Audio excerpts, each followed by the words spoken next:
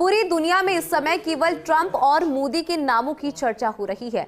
आखिर ऐसा क्यों? इसको लेकर द जेसी शो में फर्स्ट इंडिया के चेयरमैन डॉक्टर जगदीश चंद्र ने क्या कहा, आप भी सुनिए।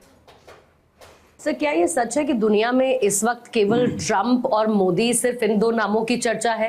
And finally who will emerge as the winner on the world platform?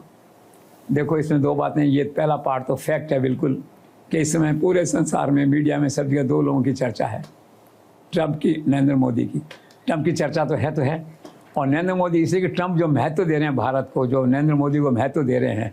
Israel उनकी प्राथमिकता है, देखिए यूक्रेन उनकी प्राथमिकता है, लेकिन वो क्या है कि भारत वाले प्राइम मिनिस्टर को, भारत के प्राइम मिनिस्टर को बुला रहे हैं वहाँ पे जो है। तो मैसेज गया है अराउंड द वर्ल्ड कि इनकी निकटता, और पुराना बैकग्राउंड है इसका जो है। तो ये जिज्ञासा है लोगों की। तो इस समय संसार में दो लोगों की चर्चा है, इसमें कोई संदेह नहीं है। और फाइनली विनर की जो बात है, तो मुझे ऐसा लगता है कि लोग इंतज़ार कर रहे हैं कि when Trump meets his first accident on the international platform, जिस गति से और जिस तेज़ी से वो चल रहे हैं, और कभी कभी ऐसा लगता है बिना सोच समझ के कुछ चल रहे हैं, तो कहीं न कहीं दुर्घटना होना तय है और बड़े लेवल पे बगावत होना भी तय है, ऐसा लगता है।